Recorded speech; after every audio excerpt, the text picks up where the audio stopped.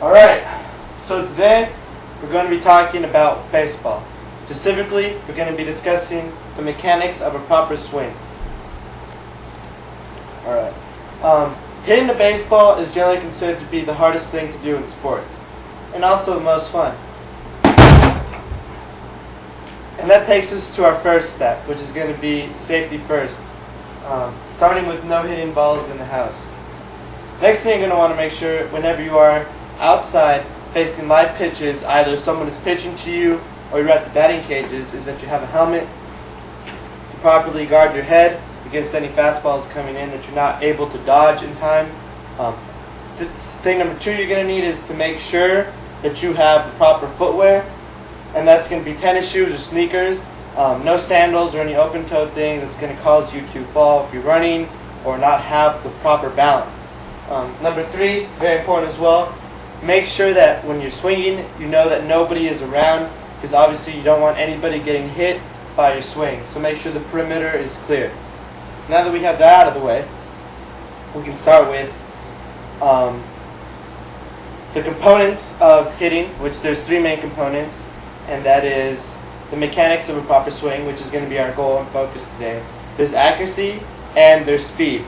The latter of those two, accuracy and speed, while very important, you get them mainly from practicing, and really they don't do you any good if you don't have the very basics down, which is the mechanics. No matter how fast or on point you are, if you're not swinging the bat correctly, you're not going to get a good hit, and that's just how it is. So as far as the mechanics of a proper swing, I'm going to be breaking it down into 5 simple steps.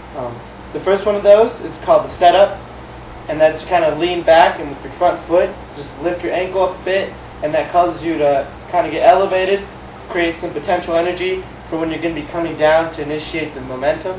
So after you have step 1, the load, have your ankle lifted, then you move on to step 2, which is the step. And that's that same front foot, you just move it, make a small step, nothing too large or protruding, nothing too wide, just a small little step just to get you to come down. And as soon as that step is done, that's when you go to step 3, which is called the initiation of the swing. Now, step 3, the initiation of the swing, takes us to step number 4, which is contact.